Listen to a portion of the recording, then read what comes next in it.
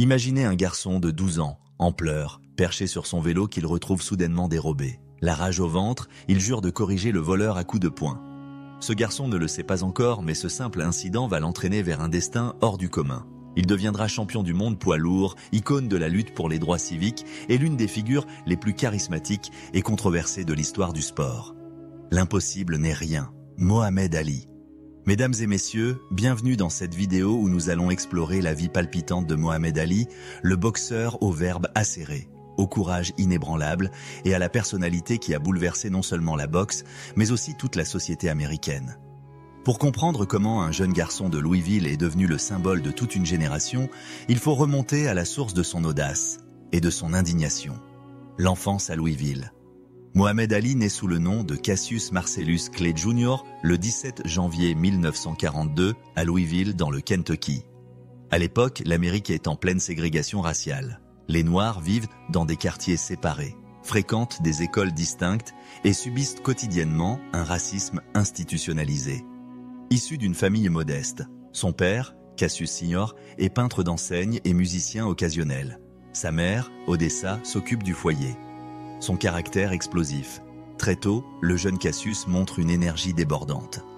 Il parle beaucoup, se vante déjà de ses capacités athlétiques et n'hésite pas à défier ses camarades à la course ou à la bagarre. L'épisode du vélo volé est souvent cité comme le déclencheur de sa passion pour la boxe. Fou de rage, Cassius veut casser la figure du voleur, mais le policier Joe Martin lui conseille de s'entraîner dans une salle de boxe locale avant de vouloir se battre. Cette scène, réelle ou romancée, symbolise la naissance d'une vocation. Car dès qu'il enfile des gants, Cassius se sent chez lui. Sa vitesse, sa soif de victoire, annoncent la graine d'un futur champion. Peu importe d'où vous partez, c'est la passion qui vous mènera loin. À l'âge de 12 ans, Cassius Clay débute l'entraînement. Il passe des heures à perfectionner sa technique, à répéter des combinaisons, à travailler son jeu de jambes. Son style déjà détonne. Sa garde basse préférant l'esquive et l'anticipation plutôt que la couverture haute classique. Sa vitesse supersonique qu'il utilise pour toucher son adversaire avant même qu'il ait levé les bras. Son charisme, il parle beaucoup, fanfaronne, prédit ses victoires. Joe Martin, son premier coach, l'encourage à participer à des tournois amateurs. Cassius se forge ainsi une solide réputation dans le circuit local, remportant moult combats chez les jeunes. Les Golden Gloves et l'or olympique. Entre 1958 et 1960, Cassius Clay brille dans plusieurs compétitions de boxe amateur, dont les réputés Golden Gloves. Ses succès l'amènent à intégrer l'équipe olympique des États-Unis pour les Jeux de Rome en 1960. À 18 ans, il devient champion olympique dans la catégorie mi-lourd, impressionnant le public par sa rapidité et sa confiance. La légende raconte qu'à son retour, on lui refuse l'entrée d'un restaurant réservé aux Blancs. Écœuré, il aurait jeté sa médaille dans une rivière. Mythe ou réalité? L'épisode reflète en tout cas son profond dégoût de la ségrégation. À Rome, sa fougue et sa technique attirent déjà l'attention de la presse internationale. On le compare à un danseur tant il semble flotter sur le ring, anticipant chaque mouvement de l'adversaire. Dès lors, une question se pose. Qu'adviendra-t-il de ce prodige lorsqu'il passera chez les professionnels? Chapitre 3. Le passage chez les pros et l'impact du trash talk. Le pouvoir des mots est parfois plus redoutable que celui des poings. Début professionnel fracassant. En fin d'année 1960, Cassius Clay se lance dans le grand bain. Les promoteurs se l'arrachent, la presse suit chacun de ses faits et gestes. Il remporte ses premiers combats par KO ou décision unanime, toujours avec cette aisance à la fois spectaculaire et déroutante. Une personnalité clivante, Cassius ne se contente pas de gagner, il prédit la manière et le round où il va mettre KO ses adversaires. Style non orthodoxe, garde basse, appui léger et cette bouche qui ne cesse de parler, même pendant les combats. Le public américain se divise. D'un côté, les uns le trouvent arrogant et exaspérant, d'un autre, beaucoup l'adorent pour sa fraîcheur, sa confiance en lui et ses phrases cultes. L'audimat explose. Les salles se remplissent. Même ceux qui ne l'aiment pas veulent voir si ce gamin prétentieux sera un jour mis au pas. Les premiers adversaires notables. Cassius Clay enchaîne les victoires. Archie Moore, Henry Cooper, Doc Jones. À chaque fois, il tourne autour de l'adversaire, l'épuise et finissant par l'emporter. Les critiques l'accusent d'être trop léger pour un poids lourd, de manquer de puissance. Mais Clay répond que la puissance n'est rien sans la vitesse. Mais que se passe-t-il quand la langue la plus acérée de la boxe se retrouve face au champion du monde poids lourd de l'époque, Sonny Liston, réputé pour son punch terrifiant? Le choc est inévitable. Chapitre 4. L'affrontement avec Sonny Liston et la révélation au monde. Le courage se mesure quand vous êtes face à plus fort que vous, ou que tout le monde le croit. Contexte d'un duel redouté. Au début des années 60, le champion incontesté des poids lourds est Sonny Liston. Un colosse invaincu, craint même par la mafia. Les médias pronostiquent une boucherie, annonçant que Clay ne tiendra pas 3 rounds. Lui, au contraire, claironne qu'il fera tomber Liston avant la fin du 7e. Les conférences de presse deviennent des spectacles à part entière. Clay invente des rimes, insulte Liston, le traitant d'ours, de brute sans cervelle. Le champion plus taciturne promet de le réduire au silence. Le combat de février 1964. Les deux boxeurs montent sur le ring. L'ambiance est électrique, plus de 10 000 spectateurs avides d'assister à la chute du jeune arrogant. Et la surprise, Clay domine Liston par sa vitesse, ses jabs, son jeu de jambes. Liston, blessé à l'épaule, jette l'éponge au 6e round. Cassius Clay hurle alors « Je suis le plus grand ». Cette victoire est un tremblement de terre médiatique. À 22 ans, Clay devient le plus jeune champion du monde des poids lourds, record qui sera ensuite battu par Mike Tyson. L'Amérique découvre qu'il n'est pas seulement un bavard insolent, mais un génie de la boxe. Les unes des journaux lui sont consacrées, tandis que les plateaux télé se l'arrachent. Transition vers un événement majeur. C'est alors que Clay fait une annonce choc, il se rapproche de la Nation of Islam et renonce à son nom d'esclave. À partir de ce moment-là, il faut l'appeler Mohamed Ali. Chapitre 5. De Cassius Clay à Mohamed Ali, la foi comme armure. Croire en soi est essentiel, mais parfois, on a aussi besoin d'une foi supérieure pour transcender les obstacles. La conversion à l'islam et la rupture avec le grand public. Au lendemain de sa victoire contre Liston, Cassius Clay déclare publiquement « Je m'appelle désormais Mohamed Ali ». Il annonce son adhésion à la Nation of Islam, mouvement dirigé par Elijah Muhammad et popularisé par Malcolm X. Pour l'Amérique blanche conservatrice, c'est un scandale. Pour de nombreux Afro-Américains, c'est un signal fort de fierté raciale. Ali, lui, se tient droit dans ses bottes. « Je ne dois rien à personne si ce n'est à Dieu et à ma conscience ». Ce changement de nom et de religion déclenche un ouragan politique. Médias, certains continuent de l'appeler Cassius Clay, refusant de reconnaître son identité religieuse. Sponsors, plusieurs entreprises coupent les ponts, redoutant la polémique. Opinion publique, entre admiration et rejet, Ali est désormais une figure polarisante. Ali, loin de s'en cacher, accentue ses prises de position. Il critique ouvertement le racisme, soutient l'autodétermination des Noirs, fraternise avec Malcolm X, avant de s'en éloigner sous la pression d'Elijah Muhammad. Le second combat contre Liston, en 1964, se solde par un chaos éclair, consolidant encore son statut de star. Mais cette gloire nouvelle va bientôt se heurter à un autre front, la guerre du Vietnam. Devenir champion du monde, c'est déjà immense. Mais que se passe-t-il lorsqu'un champion décide de dire non à son propre gouvernement en pleine guerre? Découvrons la saga du refus du Vietnam qui va bouleverser la vie de Mohamed Ali. Chapitre 6. Le refus du Vietnam et la mise au ban d'Ali. Le vrai courage n'est pas seulement de monter sur un ring, mais aussi de tenir tête à une nation entière quand on estime avoir raison. Contexte sociopolitique. En 1967, les États-Unis sont enlisés dans la guerre du Vietnam. La conscription bat son plein. Les jeunes hommes sont appelés à servir. Quand arrive le tour d'Ali, il refuse catégoriquement. Il déclare « Aucun Viet Cong ne m'a jamais traité de nègre. Je ne vois pas pourquoi j'irais tuer d'autres gens de couleur à l'autre bout du monde pour un pays qui nie mes droits à domicile. » Les conséquences immédiates. La réaction ne se fait pas attendre. Retrait de sa licence de boxe, les commissions sportives lui interdisent de monter sur un ring. Destitution de son titre, il n'est plus reconnu champion du monde. Condamnation à 5 ans de prison, qu'il évite in extremis grâce aux appels. Ali se retrouve soudainement sans revenu. Les médias conservateurs le traitent de traître. La Maison-Blanche le prend en grippe. Les menaces de mort fusent. Pourtant, l'ancien champion ne recule pas d'un pouce. Je préfère tout perdre plutôt que de trahir ma conscience. 3 ans d'exil. Entre 1967 et 1970, Ali ne boxe plus. Beaucoup de jeunes, blancs comme noirs, l'admirent pour son courage. D'autres continuent de le honnir. Cette période le marque profondément, révélant une facette plus profonde de sa personnalité. Un homme de principe, prêt à payer le prix fort.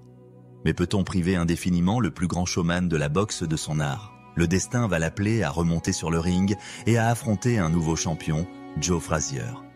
Chapitre 7. Le comeback et l'affrontement avec Joe Frazier.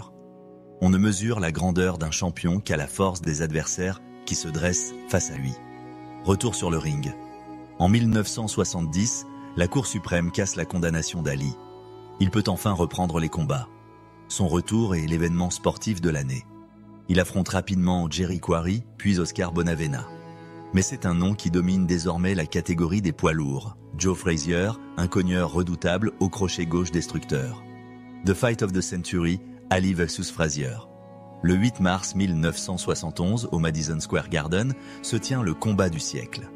Ali, moins rapide qu'avant, affronte un Frazier en pleine apogée. Dès les premières reprises, l'intensité est à son comble. Ali tente de danser, de conserver sa distance, tandis que Frazier s'infiltre, cherchant le corps à corps. Au 15e round, Frazier envoie Ali au tapis d'un terrible crochet. L'issue est claire, Frazier l'emporte au point. Ali subit sa première défaite professionnelle. Cette défaite est un séisme. Certains craignent que la gloire d'Ali est terminée, que ses années d'exil l'ont brisé. Pourtant, il refuse d'abandonner. Il travaille d'arrache-pied pour retrouver sa condition optimale, plus déterminé que jamais à prouver au monde qu'il est toujours the greatest. Chapitre 8. L'épopée d'Ali entre Frazier et Foreman.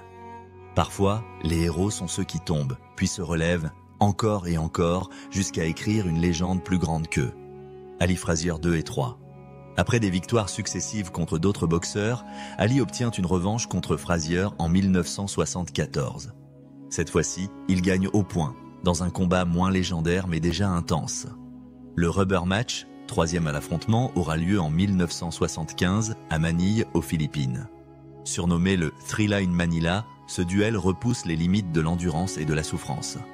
Sous une chaleur étouffante, les deux hommes se rendent coup pour coup.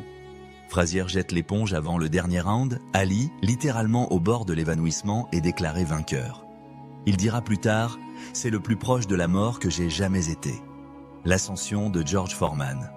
Entre-temps, un nouveau phénomène émerge. George Foreman, un colosse capable de démolir Frazier ou Ken Norton en 2 rounds. Rapidement, il devient champion du monde et semble invincible. Tous pronostiquent qu'il va écraser Ali, jugé trop vieux et trop lent. Rumble in the Jungle. Le 30 octobre 1974, à Kinshasa, Zaïre, Ali affronte Foreman dans ce qui est baptisé le Rumble in the Jungle. Le monde entier retient son souffle. Dès les premiers rounds, Foreman bombarde Ali de coups puissants, mais ce dernier adopte la tactique du rope-a-dope.